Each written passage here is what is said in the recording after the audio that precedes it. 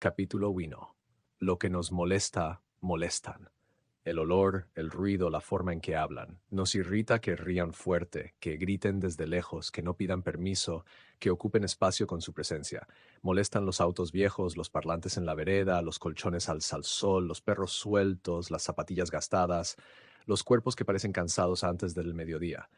Molesta la ropa que no disimula la pobreza, los dientes faltantes, el olor a fritura, las casas sin pintura, a los cables colgando, la voz que siempre suena un poco enojada. Molesta porque interrumpe la ficción del orden, porque su presencia corta el silencio que necesitamos para creer que todo funciona.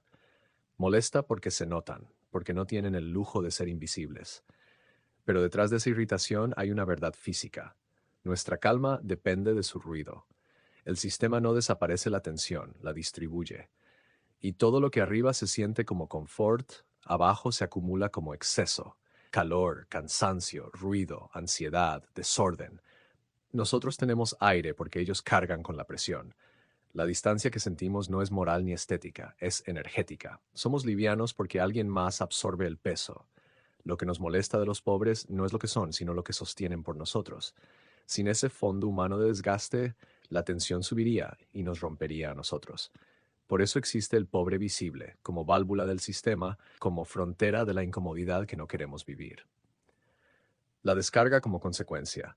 Nada de lo que vemos abajo es casual, es el efecto físico de un sistema que no devuelve lo que extrae. Cuando la energía, el dinero o el reconocimiento dejan de fluir hacia la base, esa base no se apaga, se satura. Y cuando algo se satura, descarga. Descargar significa liberar energía acumulada por cualquier vía posible. Si el sistema no ofrece una salida equilibrada, la presión busca su propia ruta, por el cuerpo, por la voz o por el entorno. Así como una cañería con exceso de presión pierde agua por las juntas, una sociedad sin retorno pierde equilibrio por sus bordes humanos. Las personas que viven en esa zona no están agitadas por elección, están en modo de descarga permanente.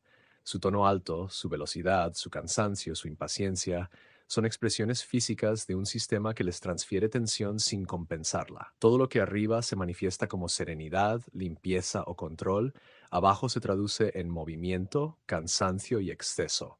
Hablan fuerte porque el entorno no las escucha. Actúan rápido porque el tiempo no les alcanza. Se mueven mucho porque quedarse quietos duele. Cada gesto es una vía de escape para una presión que no es individual, sino estructural. Lo que arriba parece paz, existe gracias a esa descarga. Nuestro orden se sostiene porque alguien más está absorbiendo la tensión total del sistema.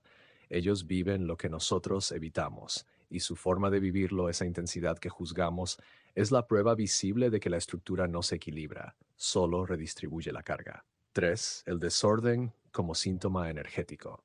El orden cuesta energía. Cada cosa en su lugar, cada palabra medida, cada prenda limpia, todo eso requiere tiempo, recursos, descanso y atención sostenida. En los niveles donde el flujo se ha vaciado, esa energía no existe. El desorden, entonces, no es negligencia, sino la huella directa de la escasez estructural. El espacio físico refleja la presión del entorno. Cuando todo está por romperse, nada puede permanecer alineado. Por eso los barrios más castigados vibran con un ritmo distinto. No hay pausa, no hay silencio, no hay reserva. Las calles suenan, las voces chocan, las casas parecen vivir en estado de urgencia constante. Esa vibración molesta a los demás porque hace visible lo que todos compartimos, pero intentamos negar: el agotamiento del sistema. 4. La reacción de las capas superiores. Frente a ese ruido, las capas más altas del sistema no reaccionan con comprensión, sino con defensa. Necesitan creer que el desorden ajeno es elección, no consecuencia, porque si aceptaran que es consecuencia, deberían reconocer su parte en el desequilibrio. Así, la molestia se convierte en narrativa. Son vagos, no se cuidan, no respetan, no quieren progresar. Son frases diseñadas para mantener la distancia emocional. No describen personas, justifican el orden de las cosas. El sistema se protege negando su reflejo. Cada vez que alguien siente irritación ante la pobreza visible, en realidad está percibiendo el ruido de un motor que ya no devuelve energía. El problema no es el grito, es el eco de un flujo roto. Ok, ves. La pobreza como espejo estructural. En el fondo, lo que molesta del pobre no es su actitud ni su aspecto, es que su existencia rompe la ilusión de simetría. Muestra con el cuerpo y con el entorno que la riqueza de unos depende del desgaste de otros. Por eso la pobreza se vuelve insoportable cuando se hace visible, no por crueldad, sino porque expone la incoherencia que aquel sistema necesita ocultar. La sociedad quiere que el desequilibrio sea invisible, que los tanques de arriba sigan llenos sin tener que ver cómo se vacían los de abajo. El pobre es el recordatorio viviente de que eso no es posible. Su ruido es el sonido del desequilibrio. Su desorden, la forma física de una presión acumulada. Su olor, la química de la carencia. Su grito, la vibración del sistema en el punto donde se quiebra. 6. Síntesis. Lo que molesta del pobre no es el pobre, es la evidencia. Nos incomoda ver que el orden no es equilibrio, sino diferencia mantenida por desgaste, que mientras algunos acumulan silencio, otros cargan con todo el ruido. La pobreza no es un estilo de vida, es un nivel de energía. Y en ese nivel, cada gesto, cada tono y cada objeto hablan de lo mismo, de un flujo que no regresa, de una base que sostiene el peso de todos y de una incomodidad que el sistema solo puede esconder, nunca resolver. Capítulo 1. Lo que lo causa, sistema económico moderno se sostiene sobre una idea cómoda, que la prosperidad de unos terminará beneficiando a todos, que el éxito personal multiplicado se vuelve bienestar colectivo. Pero la realidad es geométricamente opuesta. El flujo no desciende, asciende. Cada transacción incluye una porción de valor que sube y casi nada que baja. El derrame no ocurre porque el diseño mismo lo impide. Fue construido para retener, no para devolver. Share 2. El flujo ascendente. El dinero se comporta como una corriente con válvulas de un solo sentido. En cada venta o servicio, un margen sube y se acumula en manos de quienes controlan la estructura. Las capas intermedias retienen algo, el resto continúa hacia arriba. En la base, donde se genera el valor real, apenas queda el residuo. El resultado es un movimiento que solo puede sostenerse mientras quede algo por extraer. Cuando la base se vacía, el sistema sigue girando, pero cada vuelta es más hueca. 3. La base como punto de sacrificio. La pobreza no es un error, es el punto donde se descarga la tensión. La estructura necesita un nivel que pierda para que los demás puedan mantener su margen. Ese sacrificio no es abstracto, es cansancio, deuda, tiempo perdido, salud gastada. El sistema promete ascenso, pero no lo permite a todos. Si todos subieran, no habría nadie que amortiguara la pérdida.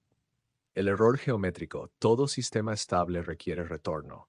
En la naturaleza lo que se toma vuelve en otra forma. Aquí no. La economía moderna es una bomba que succiona sin retroalimentar. Crecimiento arriba, erosión abajo. La ilusión se mantiene con estadísticas, pero la estructura es mecánicamente insostenible. La pobreza como función sistémica. Cuando no hay retorno, el sistema necesita un sumidero, la pobreza. Ahí se libera el exceso de presión del conjunto. Por eso sobrevive a gobiernos, leyes y revoluciones. No es un accidente moral, es una necesidad funcional. El pobre es el amortiguador que evita que el desequilibrio estalle en la cúspide. 6. La legalidad y la normalización de la extracción. Nada de esto requiere crimen. Funciona así aunque todos sean legales, prolijos y correctos. La extracción está institucionalizada, contratos, impuestos, modelos de negocio y métricas que premian al que retiene más. El sistema celebra la captura de valor como virtud racional. Robar no es necesario, basta conseguir las reglas, y esa normalidad habilita la trampa. Cuando la cultura general es sustrae lo que puedas, cruzar la línea hacia lo ilegal deja de parecer un salto. El marco ya empuja en esa dirección. El deseo de tener más no es la enfermedad, es el síntoma. La enfermedad es la estructura que convierte esa pulsión en requisito de supervivencia. Así, la legalidad protege la extracción incentiva la ilegalidad y la ilegalidad termina vaciando aún más la base. 7. La cadena de la extracción. Este patrón se repite a todas las escalas. El de arriba exprime al de abajo y ese de abajo a su vez descarga la presión sobre alguien más. Es una cadena de supervivencia estructural. El comerciante al empleado, el empleado al proveedor, el proveedor al obrero, el obrero al más débil de su entorno. No porque todos sean perversos, sino porque la forma misma del sistema los obliga a compensar su pérdida trasladándola. El problema se vuelve visible solo en el último eslabón, allí donde ya no queda nadie más abajo. Cuando la presión llega al fondo, el flujo se detiene y el desequilibrio queda desnudo. Esa es la imagen del pobre visible, el punto donde el sistema ya no puede disimular su geometría. 8. La perversión de la competitividad. La competencia, que alguna vez equilibraba abusos, se ha deformado en carrera por ver quién extrae más eficientemente. La innovación se mide por rentabilidad, no por creación de valor real. Gana quien logra retener más y devolver menos. La eficiencia se convierte en depredación, la escala en poder, el poder en derecho a seguir drenando. 9. El falso ascenso. A veces alguien logra escapar del fondo. Un jugador de fútbol, un músico popular, un empresario que creció desde abajo. El sistema los muestra como prueba de que el que quiere, puede. Pero su ascenso no contradice la regla, la confirma. El recurso que les permite subir sale del mismo lugar que los demás, de los pobres. Cada ídolo que asciende lo hace financiado por quienes permanecen abajo. El hincha que paga la entrada, el vecino que compra la música, el consumidor que sostiene la industria. El éxito individual no rompe el esquema, lo mantiene. El relato de la superación personal sirve para encubrir la imposibilidad estadística del ascenso colectivo. No todos pueden subir porque el sistema no tiene suficiente energía para elevar a todos. Necesita que la mayoría quede abajo para sostener la pirámide. Por eso el ejemplo del que pudo no libera. Funciona como anestesia. Nos gusta creerlo porque nos da esperanza, no porque sea real. 10. Consecuencias agregadas. El resultado global es conocido. Desigualdad creciente, precarización, deuda pública y fragmentación social. El sistema no colapsa de golpe, se desgasta a diario. Y cuanto más natural se vuelve la extracción, más se endurece la respuesta frente a quienes la padecen. Se criminaliza el síntoma en lugar de revisar la causa. 11. Síntesis. La dirección del flujo no depende de la moralidad de las personas, sino de la arquitectura del sistema. La norma, no la trampa, dicta que se retenga lo máximo posible. La trampa solo a solo acelera un proceso que ya estaba en marcha. Cada nivel descarga en el siguiente hasta llegar al punto donde ya no hay nadie más abajo. Ahí, el desequilibrio se vuelve visible y el sistema muestra su verdadero rostro. Mientras esa geometría siga intacta, cualquier intento de ordenar la pobreza será apenas cosmético. El único cambio real nacerá cuando la estructura deje de necesitar un fondo para poder sostenerse.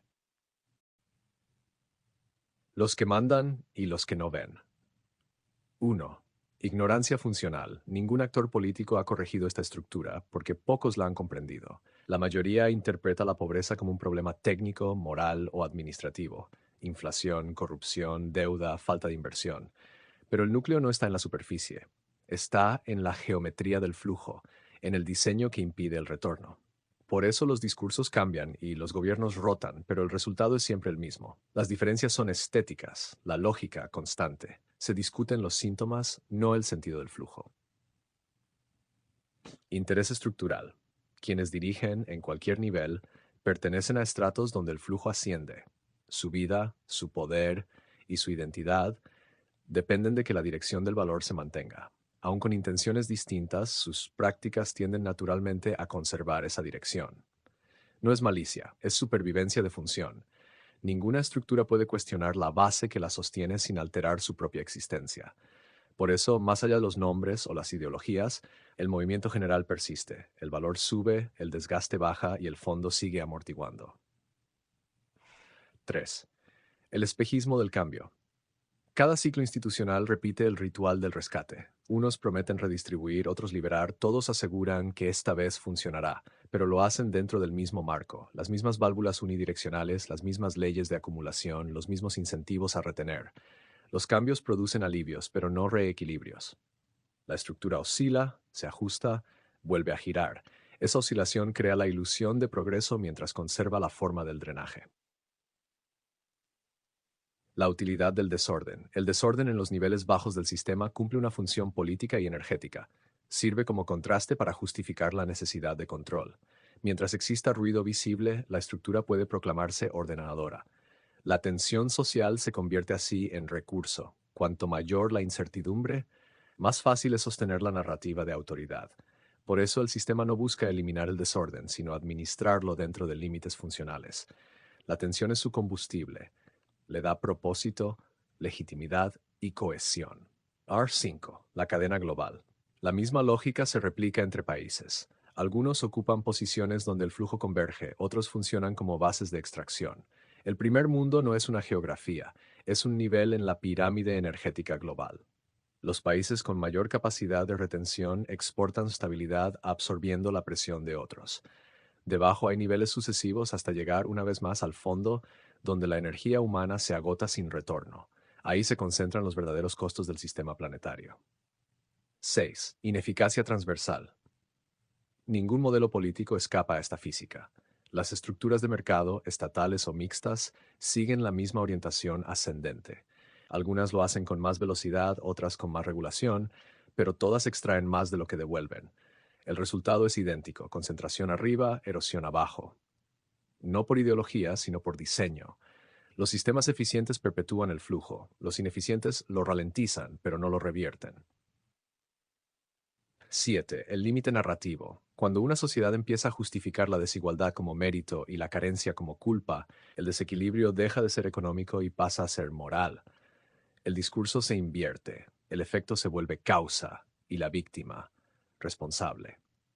Esa inversión narrativa marca el punto crítico del sistema. Ya no necesita esconder su falla, porque logró naturalizarla. Cuando la muerte o la exclusión se vuelven aceptables, el colapso ético precede al estructural. La impotencia de las alternativas. Las corrientes que buscan equilibrar el flujo enfrentan un campo gravitatorio inmenso. El sistema convierte incluso sus intentos de corrección en nuevos productos que lo alimentan. La crítica se vuelve mercancía, la protesta, contenido, la rebeldía, estética. Así, incluso los movimientos que nacen para redistribuir terminan midiendo su éxito con las mismas métricas del sistema que intentaban transformar. La estructura absorbe la disidencia, la digiere y la usa como señal de vitalidad. El resultado es una paradoja: los que quieren cambiar el flujo lo mantienen, los que quieren mantenerlo lo refuerzan. El sistema se autoprotege volviendo funcional incluso a su propia oposición. Ceguera generalizada. Cada corriente ideológica aborda la pobreza desde su propio marco moral. Unos la juzgan, otros la compadecen, otros la administran. Ninguno la comprende como posición estructural. El poder político, en casi todos los niveles, es una capa intermedia del drenaje. Se alimenta del flujo ascendente, promete retorno, pero carece de herramientas para generarlo. Así, la estructura se mantiene viva sin necesidad de conspiración, solo con la repetición de hábitos energéticamente coherentes con su forma actual. 10. Síntesis. No hay culpables individuales, sino geometrías persistentes. El sistema continúa no porque alguien lo ordene, sino porque todos lo reproducen. Los que mandan no lo corrigen porque dependen de él. Los que no mandan, porque deben sobrevivir dentro de él. El cambio real no vendrá de ideologías ni de buenas intenciones, sino de un rediseño que invierta la dirección del flujo, que haga posible que el valor retorne al origen sin necesidad de fondo humano. Capítulo Parth: el rediseño posible. 1. Entender el objetivo. Todo rediseño serio parte de una única pregunta: ¿cómo lograr que el flujo retorne sin perder energía ni concentrarla en un extremo? El problema no es la existencia de jerarquías, toda estructura viva las necesita, sino la ausencia de retroalimentación. El valor asciende, pero no vuelve. El rediseño no busca igualar, sino cerrar el circuito. No se trata de moral o justicia, se trata de equilibrio. Un sistema sano es aquel donde cada unidad devuelve parte de lo que recibe, de manera automática y medible. 2. La economía como circuito cerrado. La naturaleza no necesita discursos para sostener su equilibrio. Todo lo que sube vuelve. Los desechos se transforman, la energía se recicla, los ciclos se autorregulan. Solo la economía humana viola esa ley: extrae sin devolver. Un sistema sostenible debe comportarse como un circuito cerrado de energía social. El valor, una vez usado, debe regresar al origen en forma de capacidad, conocimiento, infraestructura, bienestar o regeneración ambiental. El flujo no debería concentrarse en la cúspide ni depender de subsidios intermitentes, sino operar con retorno automático integrado en cada transacción. Así como un ecosistema recicla sus nutrientes, una sociedad equilibrada recicla su valor. 3. Redistribuir no es devolver. Las políticas actuales de ayuda funcionan como transfusiones en un cuerpo que sigue desangrándose. No reparan la estructura, apenas la prolongan. El retorno genuino no puede depender de la voluntad ni de la moral. Debe estar inscrito en el diseño del intercambio mismo. Cada transacción económica, energética o informacional debería producir tres efectos simultáneos. 1. Satisfacer la necesidad inmediata. 2. Mantener el equilibrio del entorno donde ocurre. 3. Regenerar el punto de origen del valor. Si falta cualquiera de los tres, el sistema no está creando bienestar, está drenando futuro. 4. La contabilidad del daño. El sistema actual mide lo que ingresa, nunca lo que gasta en sostenerse. Por eso parece crecer aunque degrade su base. Un rediseño real requiere una contabilidad del daño, un registro objetivo del costo energético, ambiental y humano de cada actividad, no como castigo, sino como parte del precio real. Si algo destruye más de lo que devuelve, su rentabilidad es ficticia. Simplemente traslada la deuda a otro nivel, humano, ecológico o temporal. La transparencia estructural es condición del equilibrio. No se trata de controlar, sino de ver. Lo que no se mide, se repite. 5. Invertir la dirección del flujo. El paso clave del rediseño es invertir parcialmente la dirección del valor. Hoy la energía sube y el desgaste baja. En un sistema estable, la parte del excedente de arriba debe regresar hacia abajo de manera directa, automática y proporcional. Mecanismos posibles. Retorno progresivo automático. Los beneficios acumulados se reinyectan sin intermediación política. Propiedad distribuida del valor. Quien sostiene una estructura recibe parte de lo que produce, no solo salario, sino participación real. Bancos públicos de datos y energía, donde el uso colectivo genere crédito social para quienes lo hacen posible. Límites estructurales a la acumulación. Cuando el excedente supera cierta proporción, se transforma automáticamente en inversión regenerativa. No es castigo al éxito, es diseño termodinámico. Sin retorno, todo sistema colapsa por sobrepresión. 6. El capital como función, no como privilegio. El capital debería entenderse como energía en circulación, no como derecho de propiedad estática. Cuando se acumula, deja de cumplir su función. El diseño equilibrado define al capital no por quien lo posee, sino por lo que produce mientras lo posee.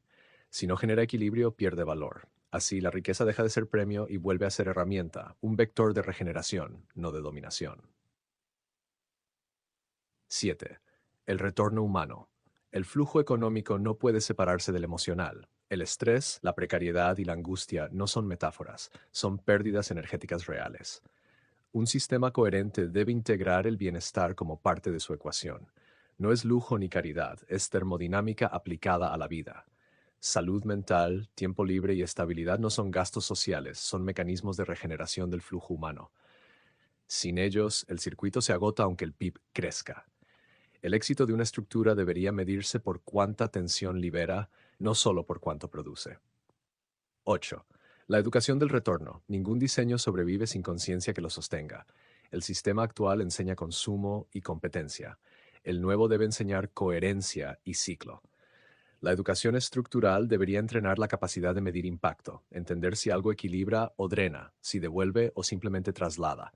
Esa alfabetización energética es más transformadora que cualquier ley. Una sociedad que comprende el flujo ya no necesita vigilarlo, lo regula desde su cultura. 9. Escala fractal del rediseño. Lo que vale para una empresa vale para una nación, y lo que vale para una nación vale para el planeta. El mundo actual no está dividido por ideologías, sino por posiciones dentro de la misma pirámide de extracción. Algunos países ocupan la cúspide, otros la base. Un rediseño real implica cooperación en cerrar los flujos globales: energía, conocimiento, salud, alimento, tiempo humano. El planeta no soporta más la economía como bomba de succión. La única competencia sostenible es ver quién devuelve más de lo que toma. 10. Síntesis.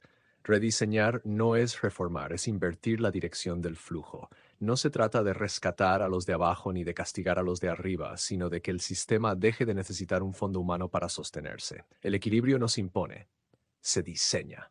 Un sistema maduro no acumula, circula. El cambio que el mundo necesita no es ideológico, es geométrico. El flujo debe cerrar, no escapar. Solo así la pobreza deja de ser necesaria, la riqueza deja de ser acumulación y la realidad vuelve a comportarse como lo que siempre fue, una máquina de sostener vida, no de consumirla. Epílogo. El punto donde todo se cierra. Nada cambia esperando que alguien lo cambie. La pobreza no es un problema, es una función. Mientras la estructura necesite un fondo humano, lo tendrá. El sistema no se corrige con leyes ni discursos, se reconfigura o se extingue. Y cuando ya no quede energía que drenar, no habrá pobres, habrá vacío. Lo que llamamos historia no es más que el intento del flujo por cerrarse. Toda revolución, toda caída, toda crisis fue una oscilación del mismo circuito buscando equilibrio. La diferencia ahora es que ya no queda afuera donde descargar.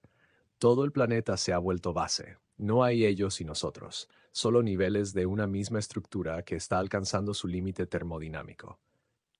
Cuando el flujo se cierre, no quedará culpa ni mérito, solo una geometría que vuelve a su forma natural, la del retorno.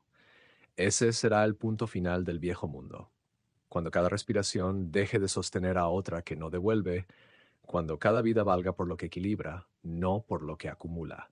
Y en ese instante, silencioso y total, la realidad volverá a ser lo que siempre fue, un circuito de posibilidad que se sostiene a sí mismo.